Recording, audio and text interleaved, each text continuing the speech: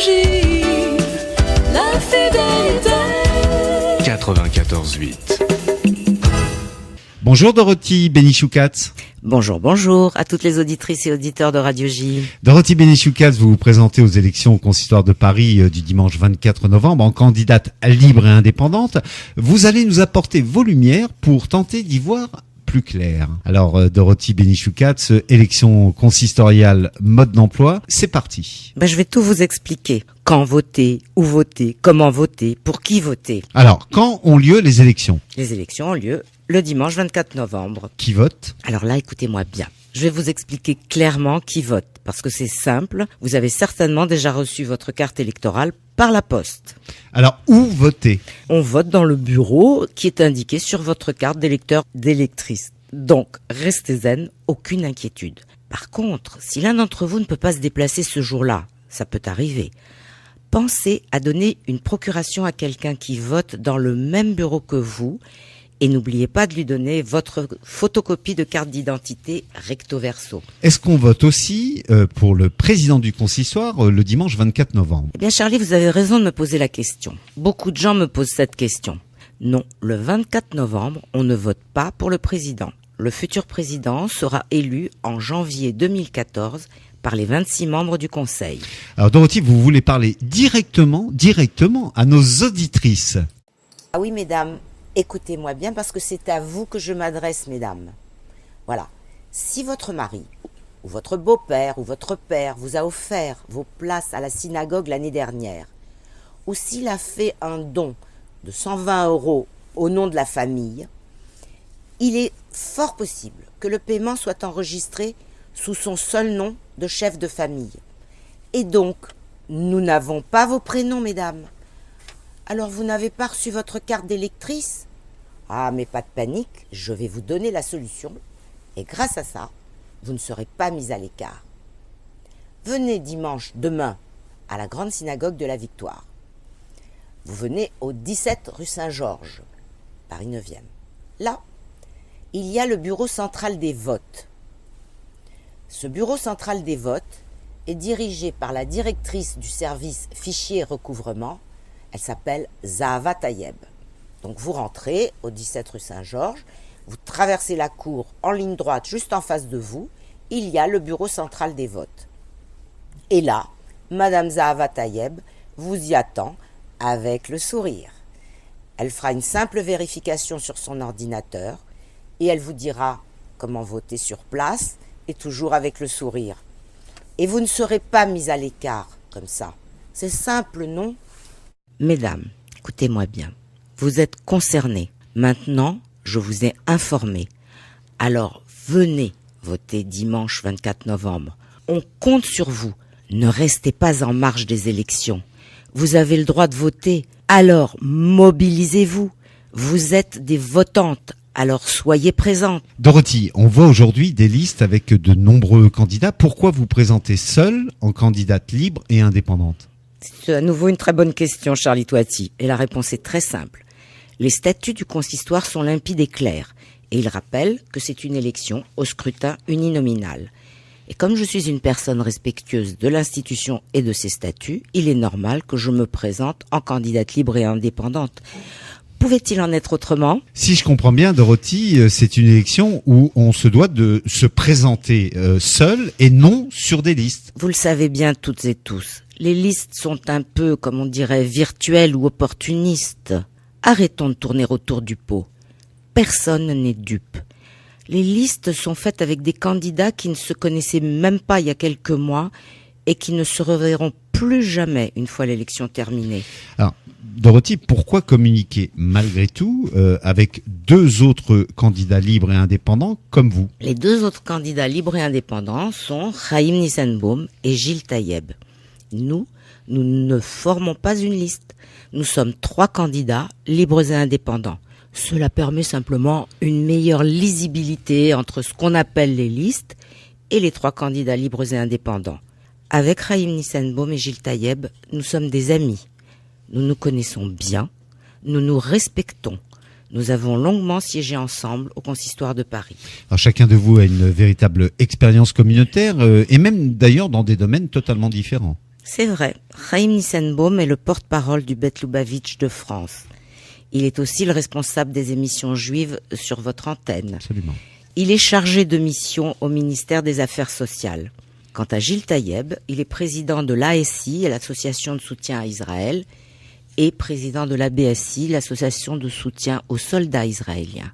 Tous les deux ont été vice-présidents du consistoire de Paris. Et concernant la maison consistoriale, nos valeurs sont communes. Alors écoutez, il ne faut pas voter pour une liste en entier ou ce qu'on appelle un regroupement. Bon, vous l'aurez compris. Il faut panacher les noms et mélanger tous les candidats. Mais surtout, choisissez en votre âme et conscience. Alors Dorothy, question clé, pourquoi faut-il voter pour vous aux élections du dimanche 24 novembre? S'il faut voter pour moi, c'est parce que j'aime le consistoire, que je connais bien le consistoire et que le consistoire me connaît bien. Je suis une élue du terrain consistorial depuis des années. Je suis proche de nos rabbins, je suis proche de nos présidents, je suis proche de nos permanents et je suis surtout proche de nos fidèles. C'est ça, être une vraie élue de terrain. Je suis aussi vice-présidente de la Grande Synagogue de la Victoire, qui est le fleuron du judaïsme consistorial, et j'ai été élue au consistoire de Paris durant 8 ans, entre 2000 et 2008. Dites-moi Dorothy, le consistoire de Paris, 17 rue Saint-Georges, ce serait pas un petit peu votre deuxième maison par hasard? On peut le dire. Quand on est élu, on ne vient pas au consistoire juste pour les réunions une fois par mois et puis après on se dit ciao ciao, bye bye, on se revoit le mois prochain. C'est pas ça. Pour moi, être une élue, c'est avoir une proximité régulière et constante. Quand on est élu, on ne doit pas travailler juste entre nous les élus. Et puis, on ne doit pas venir à la rencontre des fidèles tous les 4 ans, juste avant les élections. Tout le monde le reconnaît, vous connaissez particulièrement bien le terrain communautaire. C'est vrai. Pendant les 4 années où j'ai été présidente de la commission des travaux, j'ai mené une action de terrain auprès de nombreuses communautés de Paris et d'Île-de-France. Donc en votant pour moi, vous voterez pour une femme qui sait ce que le mot engagement veut dire. Parce que lorsqu'on s'engage au consistoire, on n'a pas le droit de le faire à moitié. On n'a pas le droit de se servir du consistoire pour se faire un nom ou pour rajouter une ligne supplémentaire sur sa carte de visite. En votant pour moi, vous voterez pour une femme qui connaît les réalités du terrain et qui connaît les hommes et les femmes qui le composent. Il faut se retrousser les manches, se serrer les coudes et travailler avec la communauté. Dorothy, en un mot, pour vous, être un ou une élue du consistoire, c'est? Pour moi, être élu du consistoire, c'est avoir plus de devoirs et beaucoup de responsabilités, mais pas de privilèges. Vous, Dorothy, vous êtes une femme libre et indépendante. C'est vrai que je suis libre et indépendante, je l'ai été, je le suis, et libre et indépendante, je le resterai. Je ne travaille pas pour un président parce que les luttes de pouvoir ne m'intéressent pas. Moi, je travaille bénévolement pour l'institution et surtout avec les fidèles et les présidents. Je ne vous fais pas une multitude de promesses électorales parce que tout le monde sait qu'on ne peut pas les tenir vraiment. Et si on en fait trop, la communauté ne nous suivra plus. N'ayons pas trop de certitudes. Remettons-nous chaque jour en question. Je vais vous dire quelque chose de très important. Savez-vous qu'au consistoire de Paris, il y a plus de 30 000 adhérents, 30 000, et qu'il y a 4 ans aux dernières élections, il n'y a que 6 000 votants qui se sont déplacés. Alors, mobilisons-nous, soyons concernés et réalistes. La vie au consistoire ne doit pas être le théâtre de violences et d'agressions publiques et verbales. On n'est quand même pas sur un ring de boxe. On ne fait pas de politique au consistoire. On s'occupe du religieux et rien que du religieux. Montrons l'exemple, soyons dignes, faisons honneur à notre institution consistoriale. Alors, pour conclure et concrètement, ma chère Dorothy, et de façon réaliste, comment fait-on dans l'isoloir dimanche 24 novembre, jour de l'élection?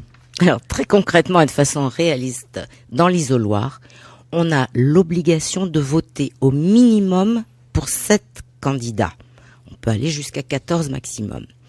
Donc, quand vous avez la feuille sous les yeux, vous cochez en 1 Chaim Nissenbaum, vous cochez en 2 Gilles Taïeb, vous cochez en 3 Dorothy Benichou-Katz et vous choisissez et vous mélangez tous les autres noms. C'est pas compliqué, vous voyez? Alors Dorothy, le dimanche 24 novembre. Écoutez bien, venez voter en votre âme et conscience. Venez voter avec votre bon sens. Venez voter avec votre conviction. Venez voter avec votre cœur juif.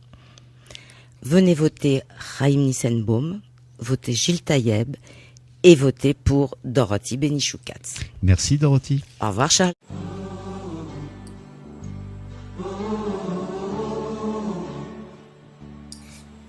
Alors, on se retrouve tous demain, dimanche, pour voter pour les élections consistoriales.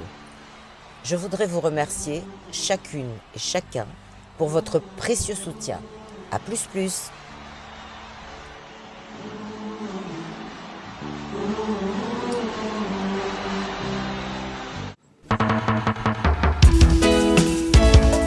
Radio J, la fidélité. 94.8